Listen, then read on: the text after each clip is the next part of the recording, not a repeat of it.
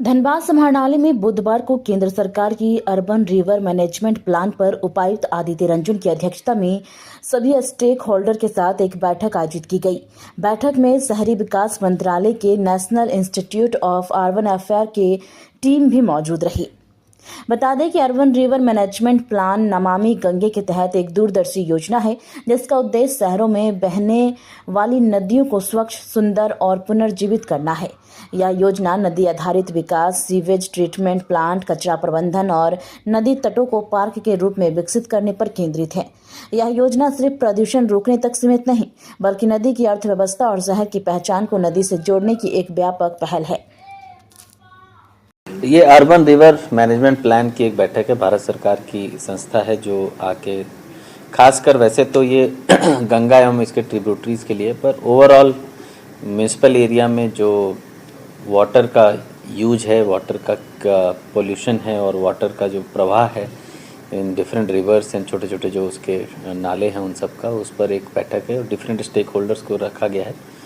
और इंस्ट्रक्शन यही है कि ज़िले में खासकर म्यूनिसिपल एरिया में जितने स्टेक होल्डर्स इन्वॉल्व हैं वाटर यूज़ को लेके या वाटर के क्वालिटी को लेके, उन सबको इसमें रखा जाए। तो हम लोगों ने इसको थोड़ा और एक्सपेंड करने की कोशिश की। धनबाद के लिए खासकर हम लोगों ने सोचा कि पूरे डिस्ट्रिक्ट का ही वाटर मैनेजमेंट प्लान बनाया जाए, क्योंकि आज जो रूरल एरिया है कल हो सकता है अर्बन एरिया हो जाए, और अर्बन एरिया में भी कई बार जो गंदा आता है वो रूरल एरिया से आता है and vice versa. Urban area का जो कचरा है वो निकल के फिर गाँवों में जाता है। तो इसीलिए ये एक होलिस्टिक प्लान होना चाहिए। तो हम लोग धनबाद में खासकर पूरे डिस्ट्रिक्ट का कर रहे हैं और स्टेक होल्डर्स पहले गवर्नमेंट डिपार्टमेंट्स थे। आज हम लोगों ने बैठक में निर्णय लिया कि इसमें चूँकि धनबाद में ऑलरेडी बहुत सारी कंपनीज़ हैं जो रिवर पॉल्यूशन भी करती हैं, रिवर प्रोटेक्शन भी करती हैं, उनका अपना वाटर मैनेजमेंट प्लान भी है, उसका यूटिलिटी भी है। तो हम लोग सभी बड़े कंपनीज़ को भी स्टेक होल्डर बना रहे हैं। अगली बैठक में वो लोग भी रहेंगे, खासकर BCCL, हल, MPL, इन सबको हम लोग रखेंगे।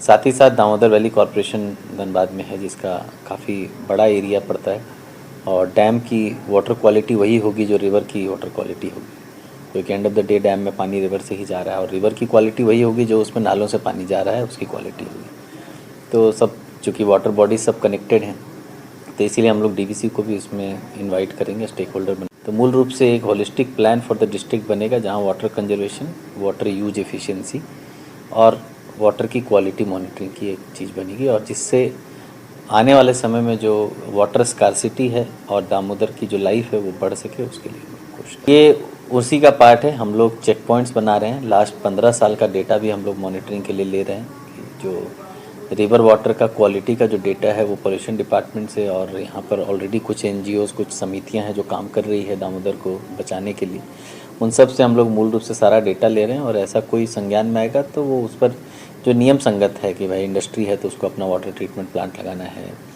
और अगर पिट वाटर है तो उसका वाटर क्वालिटी चेंज करने के बाद ही पानी डालना है नदी में, तो उन सब चीज़ों का हम लोग करेंगे।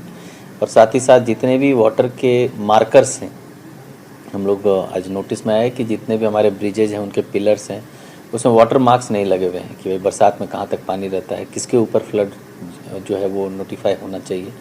उन सब भी पिलर्स में हम लोग वो मार्कर्स लगाने का भी काम साथ साथ करेंगे, ताकि वो उस पर भी काम हो सके।